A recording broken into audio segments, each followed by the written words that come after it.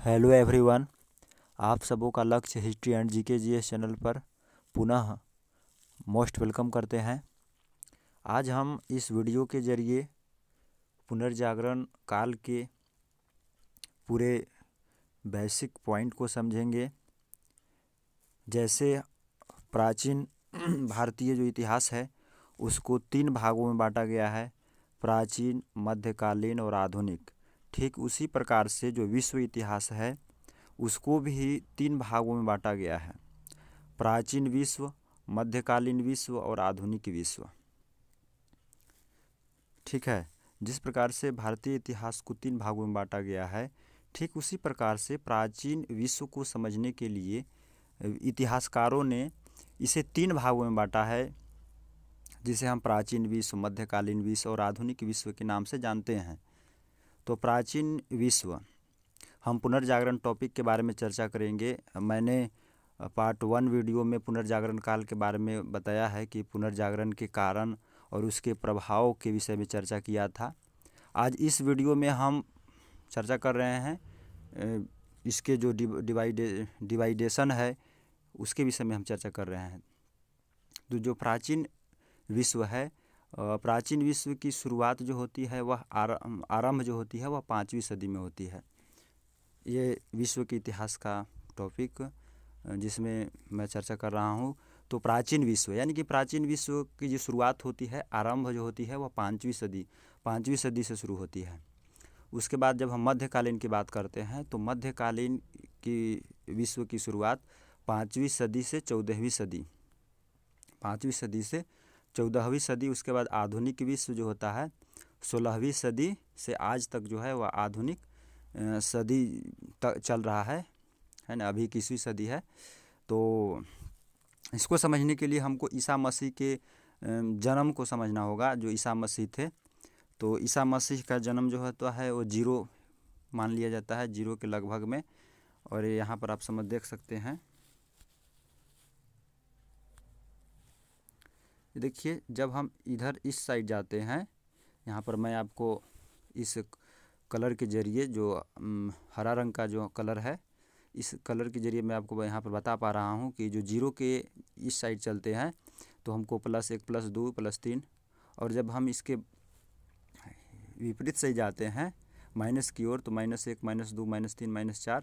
तो इस तरह से जब हम देखते हैं तो इस इधर साइड को क्या बोलते हैं, BC। इधर साइड को BC बोलते हैं और इधर साइड को AD बोलते हैं, यानी कि एनो डोमिनी और बिफोर क्राइस्ट। यानी कि बिफोर क्राइस्ट में जो होता है वो ईसा के जन्म के पहले की जो भी सारी घटनाएं होती है, और ईस्वी में जो होता है ईसा मसीह के जन्म के बाद की जो भी घटनाएं होती है, इसको नंबर लाइन हम मान ले रहे हैं। और तो ये मैथ में भी आप पढ़े होंगे। तो ईसा मसीह के जन्म के पूर्व में यहाँ भी लिख दिया हूँ कि बिफोर क्राइस्ट, और ईसा मसीह के जन्म के बाद ईस्वी, ये सब है। आज हम क्या बात कर रहे हैं, तो कुछ हम पृष्ठभूमि देखेंगे और कुछ बेसिक पॉइंट के बारे में हम आज चर्चा करने के लिए उपस्थित हुए हैं।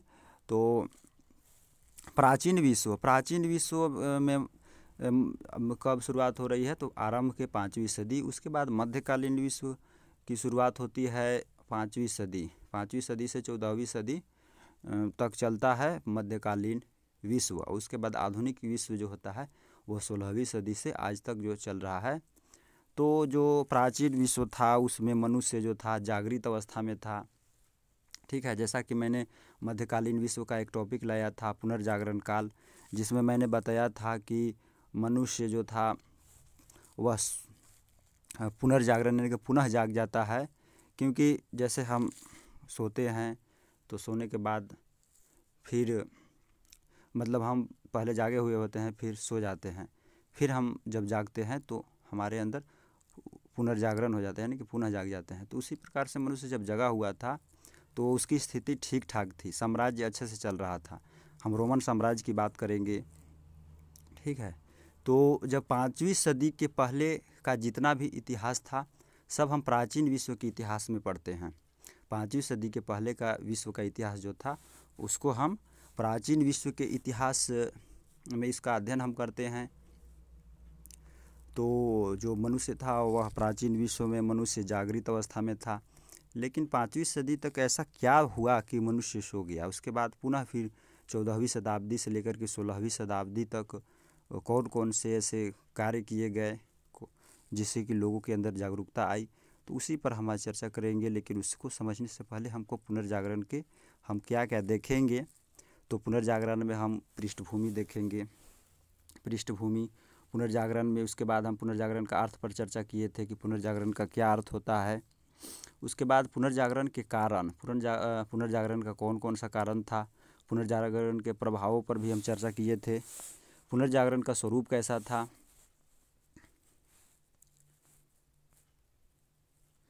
तो जैसा कि आपको मालूम है कि यूरोप जो है, यूरोप में देखिए यहाँ पे जर्मनी हम कुछ मैप बनाए हैं। उसके बाद फिर स्विट्ज़रलैंड, फिर इटली। तो यही इटली जो है, एटलस आप रखते होंगे तो आपको पता होगा कि जर्मनी कहाँ है, स्विट्ज़रलैंड कहाँ है। इटली जो था, देखिए इटली जो है, इटली के नीचे भूमध्य सागर है ना। यहीं पर जो इटली जो था, इटली में ही विशाल रोमन साम्राज्य का उदय हुआ था। आप बहुत ही चर्चित है। इटली की जो राजधानी आप अभी भी जानते होंगे, रोम है। तो उस समय इटली भी 2 भागों में विभक्त था, एक पश्चिमी रोमन साम्राज्य, एक पूर्वी रोमन साम्राज्य। तो यहीं पर जो था एक विशाल रोमन साम्राज्य का उदय हुआ था। इटली में रोम का नाम चर्चित है, जो आज इटली की राजधानी है। यह एक आज भी बड़ा नगर है। तो यही इटली जो था, इटली में ही यह बात हो रही है 3री सदी की। तो एक पश्चिमी रोमन और पूर्वी रोमन, जिसमें पश्चिमी रोमन में इटली का रोम, पश्चिमी रोमन इटली का रोम, और पूर्वी रोमन में जो था कि पूर्वी रोमन में इसकी राजधानी जो थी पूर्वी रोमन की, वो कुस्तुतुनिया, आज का आधुनिक तुर्की। और पश्चिमी रोमन में जो इसकी राजधानी रोम, आज इटली की राजधानी रोम है। और जो पूर्वी रोमन था वह कुस्तुतुनिया था, यानी कि आज का जो है आधुनिक तुर्की कहा जा सकता है। तो जो था पुनर्जागरण का पृष्ठभूमि में ये सब अगर पूछा जाएगा तो ये सब बताना होगा इसके आंसर में। रोमन साम्राज्य 3री शताब्दी में विभाजित हो गया 2 भागों में। 3री सदी की बात में मैं कर रहा हूँ, पश्चिमी रोमन और पूर्वी रोमन, जिसमें इसकी राजधानी जो थी वो पश्चिमी रोमन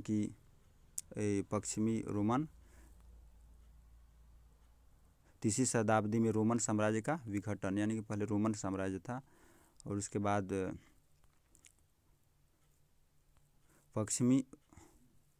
उस समय जर्मनी एक विशाल क्षेत्र था। 3री सदी के दौरान अभी भी है। इसे विश्व का रूल कहा जाता है। जर्मनी से कुछ आक्रमणकारी आते हैं और इन्हीं आक्रमणकारियों के त्रस्त होने के बाद रोमन साम्राज्य का अवसान हो गया, यानी कि ख़त्म हो गया। 5वीं शताब्दी में जब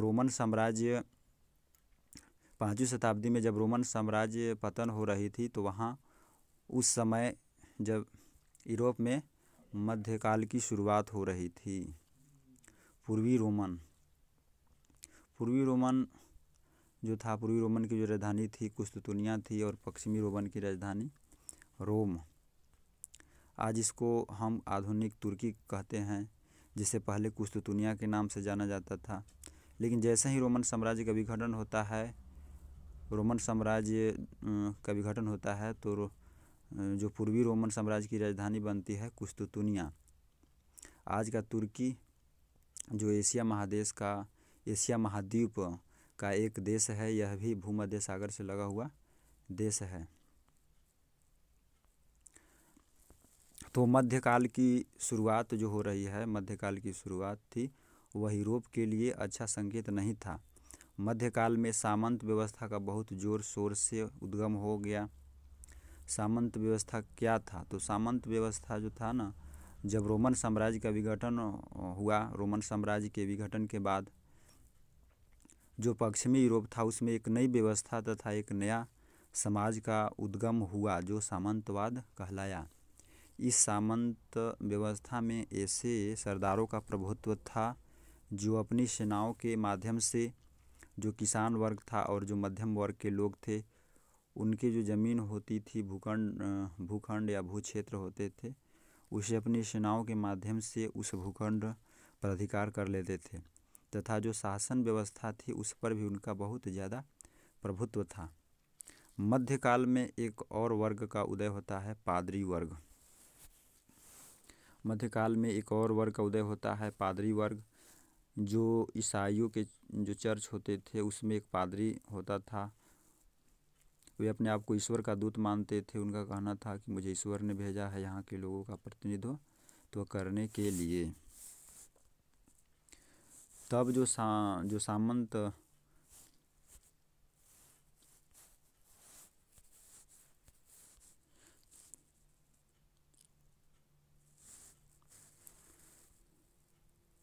है ना, तो जो सामंत थे और जो पादरी जो थे, ईसाई मिशनरियों के पादरी, सामंत और पादरियों में इतनी घनिष्ठ मित्रता थी। हमको दो मध्यकाल में जो सामंत और जो पादरी थे उनका बहुत ही ज़्यादा प्रभुत्व स्थापित हो गया था और दोनों में बहुत ही घनिष्ठ मित्रता हो गई। इन दोनों सामंत और पादरियों ने अपने आप को उपभोग वर्ग घोषित कर दिया। जो किसान और व्यापारी थे उनसे टैक्स लेने लगे। राजनीतिक सत्ता के रूप में जो वहाँ पर राजतंत्र चला रहा था, राजनीतिक सत्ता के रूप में जो वहाँ पर राजतंत्र चला रहा था पश्चिमी यूरोप में, सामंतवाद आने के कारण धीरे धीरे राजतंत्र का पतन होने लगा। मतलब वहाँ पर जो था ना, जैसे ही राजनीतिक सत्ता के रूप में वहाँ पर राजतंत्र आ रहा था, वहाँ पर सामंतवाद के कारण राजतंत्र का पतन होने लगा। जो व्यापार और वाणिज्य होते थे उनका धीरे धीरे ह्रास होने लगा और विकास के नाम पर यूरोप में गतिरोध उत्पन्न हो गया। यही सब कारण से मध्यकाल को यूरोप में अंधकार युग के रूप में देखा गया था। सामंतवादी व्यवस्था आने से हर जगह सामंतवादी व्यवस्था जो आ गई थी और व्यापारी और किसानों के लिए अच्छी नहीं थी। किसानों की स्थिति एकदम दयनीय हो गई। जो करदाता थे, व्यापार वाणिज्य का पतन हो गया, यानी कि जो किसान जो थे वो करदाता के रूप में देखे गए, वही टैक्स देते थे। उसके बाद व्यापारी घूम रहे थे, उनको किसी भी प्रकार का कोई काम नहीं मिल रहा था। समाज की स्थिति एकदम खराब हो गई। इसी कारण मध्यकाल को अंधकार युग कहा जाता है। फिर इस अंधकार युग के बाद जो काल आया उसे प्रकाशमय युग का प्रारंभ कहते हैं। अंधकार युग के बाद लोगों में चेतनाएं आ गई। धीरे धीरे सब कुछ समझना लोग शुरू कर दिए। अंधकार युग के बाद जो मनुष्य था, जो गतिरोध और समस्या उत्पन्न हो रही थी, उससे मनुष्य अवगत हुआ और उस पर आवाज़ उठाई। तब जो इसके बाद नया परिवर्तन आया उसे पुनर्जागरण कहा गया।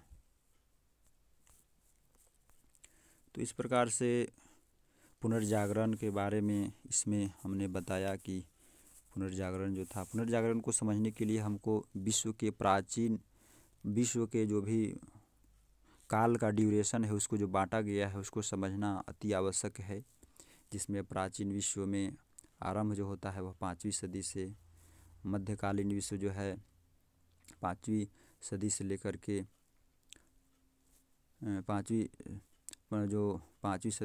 14वीं सदी, लेकिन जो 5वीं सदी से पहले था वो इतिहास, विश्व का इतिहास जो था वह प्राचीन विश्व का इतिहास कहलाता है। इस प्रकार